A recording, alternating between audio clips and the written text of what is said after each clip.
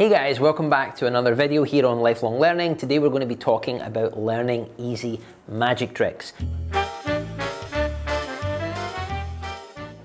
So the good news is, awesome magic doesn't have to be complicated or hard to perform. Some of the best magic that I've ever done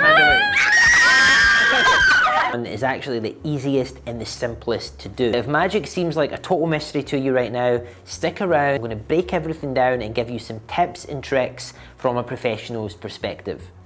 Number one, it's all about personality. Now, I can't overstate this. It doesn't matter how good your magic is, how good your sleight of hand is, how good your knowledge is. If you're not smiling, if you're not making strong eye contact, if you don't have good posture, if people don't want to be around you, then the performance is not going to be strong. So don't just focus on the actual nuts and bolts of the magic. You also have to ask yourself, am I approaching people in a friendly way? Do they want to talk to me?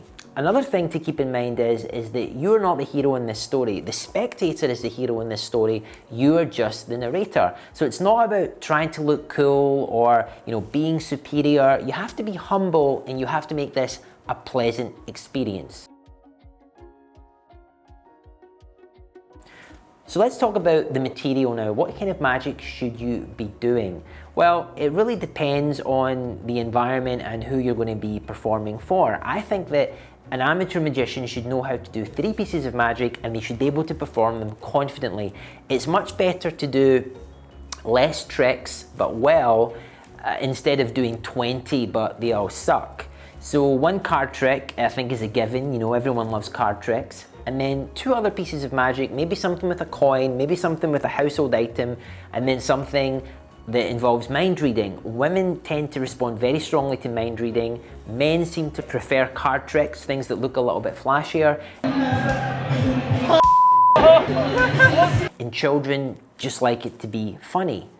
So, okay, how do you actually learn this material? Where do you learn it? So let's talk first of all about YouTube, because we're on YouTube right now. And luckily for you, there's never been an easier time to learn magic. There's amazing magicians on there who have great channels, who are teaching great material. I would pick someone that you vibe with, someone who you like their style, and someone who's not just a great magician, but also a great teacher. And try and pick material that has been around for a while, because an audience doesn't care if the magic you're doing was invented last week or 100 years ago. What they care about is how it makes them feel. So have a look around, find something that works for you, try and stick to about 3 pieces of magic, get them to a high level, and then once you've done that, you can always add more to your repertoire later. Next thing I would recommend for how to learn easy magic tricks is go to an actual magic shop. All you have to do is Google magic shop, magic store near me and see if you have one. It's a special experience if you've never been before. It's really fun. I've always enjoyed it, even now, like 12, 13 years later as a professional magician. It's just a really, really fun thing to do. You might bump into another magician, there might be a performance happening, the staff there will normally demonstrate things to you. If you have a question and you want to see what it looks like first before you buy it. Now, do not get into the mindset that you have to buy the most expensive items.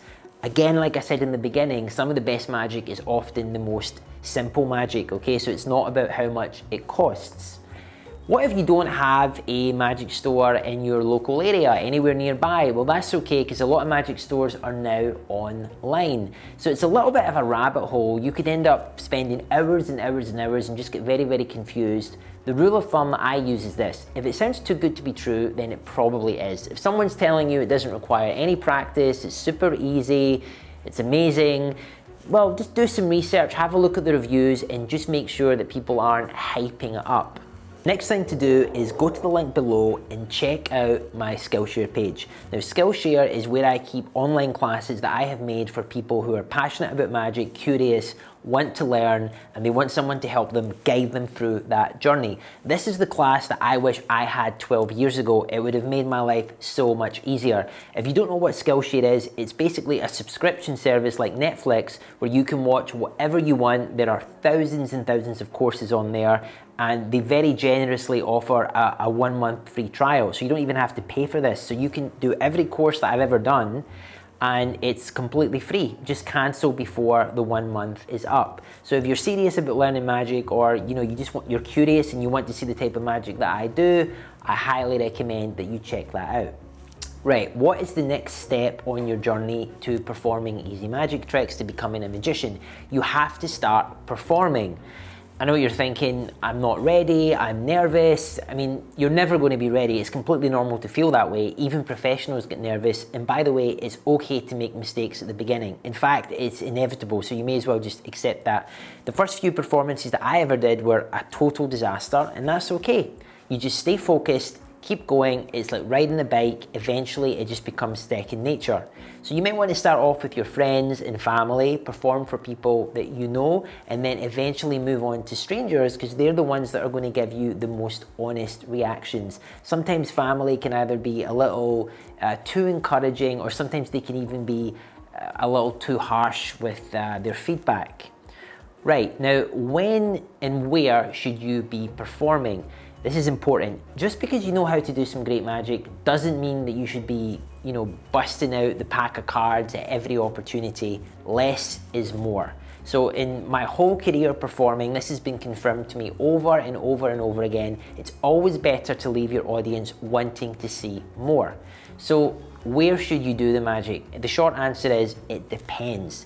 If it seems appropriate and you have a high enough sense of emotional, social intelligence to gauge the situation, then you will just know. What I would say is, if you have told people that you're a magician, be ready to perform at any time. If you've been to one party and someone has seen you perform, they might say, hey, there's my friend, or here, there's that guy that did a magic trick. So just be prepared for that. Don't worry, don't be nervous, just go with the flow. So to wrap things up, magic does not need to be complicated to be good. Be friendly and confident. Make the spectator the star of the show. Find a teacher that you like. Visit a magic store in person if you can. It's lots of fun.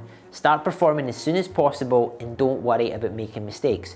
Most importantly, have fun, and if you want to go a little deeper, then check out the link to my Skillshare page below. It's completely free, and you can learn all the magic that has been taking me around the world for the last 12 years. Thanks again for watching. Please like the video, subscribe if you want to see more, and I will see you next time. Thanks again.